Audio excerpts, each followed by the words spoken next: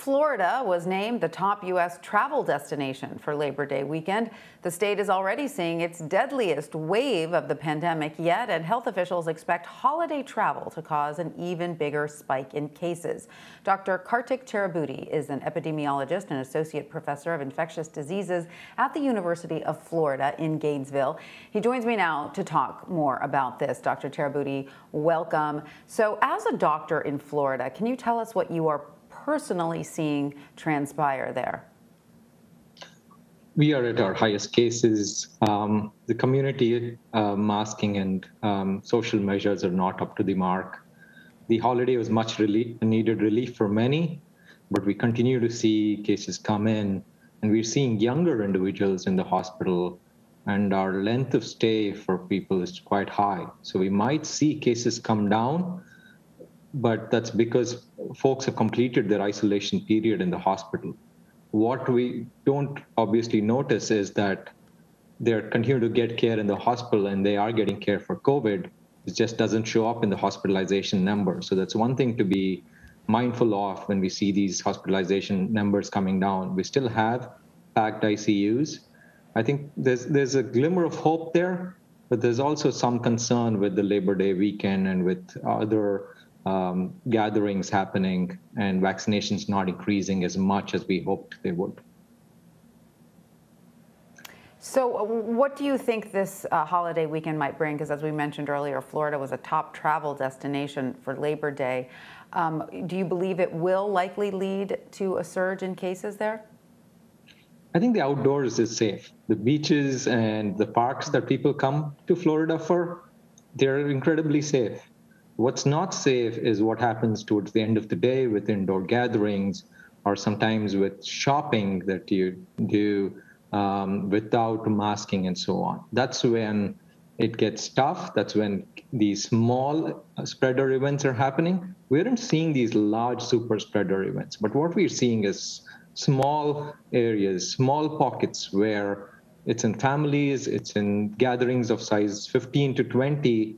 That's what's leading these cases. And with Labor Day weekend, these pictures of the beaches, those are safe. They are incredibly safe, as long as we do the things we need to do. If you're traveling to Florida or traveling out of Florida, if you're vaccinated, you're safer. If you're masking when you need to, you're safer, just when you go indoors. If you're getting a rapid test, and if you're paying attention to ventilation, where we order the food in rather than eat at a restaurant, for example. But rapid testing is also a big factor, both right before the vacation and immediately after coming, because the cases can increase in two ways, right? They can go up locally in Florida because we've had a huge influx of tourists coming in, but people leave usually healthy from vacations because they only spend maybe 3 to 7 days at max, and they could turn positive once they get back home. So that can lead to cases locally as well. So yes, spread in Florida, but spread at other areas as well in the country. That's a very good point. It won't necessarily just, appear there in Florida as a result of the holiday weekend. And also, you make the very good point that when you're enjoying outdoor activities, those are relatively safe. Even when we see those crowded beaches, Doctor, with tons of people on the shore, it's very unlikely that they will be able to spread it there because they're outdoors with some breeze in the air. Is that correct? Or do you still need to be on guard in situations like that? I think when you're using the restroom, for example, by the beach, most restrooms by Florida beaches tend to be open to the air as well, so they're safe. And when we look at these pictures or videos, it seems like people are much more crowded than they actually are. We easily have 3 to 6 feet between people, if not more. And the dilution factor is tremendous in the outdoors. We've rarely seen outbreaks happen in the outdoors, and that's why. I think they're safe. Be mindful what happens after. Right. Keep your activities outside and don't go inside afterwards. All right. So, Doctor, earlier today, a Florida judge ruled against Governor Ron DeSantis' appeal of his mask mandate ban, upholding the previous decision to allow schools to enforce mask mandates for students and staff. Nationally, children make up more than 26% of weekly COVID-19 cases right now, and that is the highest that it's ever been.